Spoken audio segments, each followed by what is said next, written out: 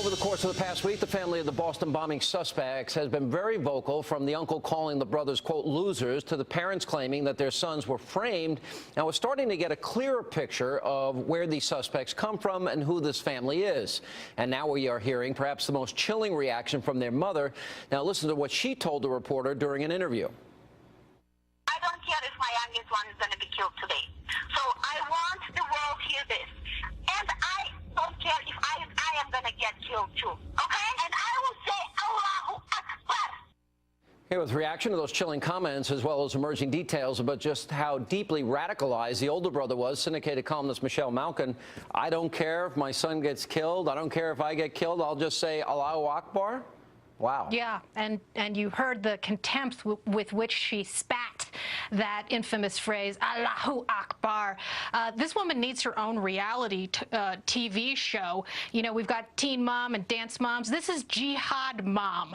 And the lack of respect for life, the life of her own surviving young child, I think tells you everything you need to know about where these brothers might have first been radicalized. Yeah, well, let's listen to some of the other comments let's go to the father and his comments saying that his son was alive in the video of the arrest, basically claiming a conspiracy. Listen to this. I know it 100%.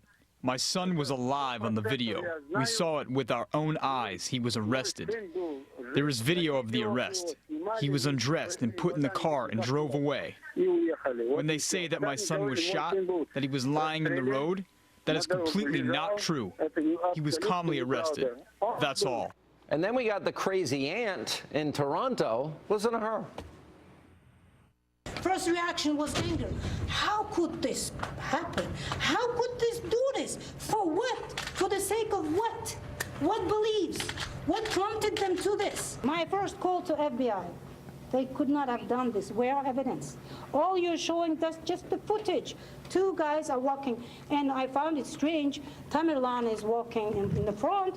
Jahar is in the back. Why wouldn't they come together? So then are you suspicious that maybe they really did do this? No, I'm suspicious that this was staged. The picture was staged. Now, the AP says he gave up boxing and studying music, and he began to oppose the wars in Afghanistan and Iraq. He found this, apparently this radical guy named Misha. He turned to websites and literature claiming the CIA was behind the 9/11 terror attacks, that Jews controlled the world. And then we see what happens on his own YouTube page. What do you think of it all? Yeah, well, Jihad Mom and Jihad Aunt are quite a piece of work, each of them. And then I think we're going to know more about the older son, Tamerlan's own radicalization. And that YouTube page, I think, is very telling because it showed an intimate knowledge of clandestine leaders in the Dagestan and Chechnya province, people that were very little known outside of those who were really extremist jihadi adherents, like Doku Umarov and Abu Dubana. So the idea that that people in Washington are so conveniently and expediently dismissing the idea that the Tsarnaevs had anything to do with these foreign jihadi organizations, I think, is too smug for its own good. But then he also went to these mosques. For example, he went to the Islamic Society Boston Mosque, which was in Cambridge, and then he went to the Islamic Society of Boston Cultural Center. Now, they have, according to USA Today, invited guests who had defended terrorism suspects. And the head of the group, I mean, in other words, it seems that why not only did the FBI miss the warnings from Russia, and apparently there were multiple ones, but yet these mosques are having these radicals, and it seems we don't do anything about it. Why?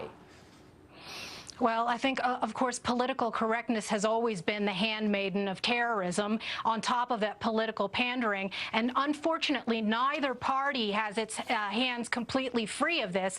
If you go on my website right now at michellemalkin.com, I talk more about the first president of the mosque that the bombers attended, Abdurrahman al-Amoudi, who has ties to the GOP, and in particular Grover Norquist, that a lot of people in the establishment had never connected condemned. If this had been a liberal who was tied to it, everybody on the right would be screaming about it.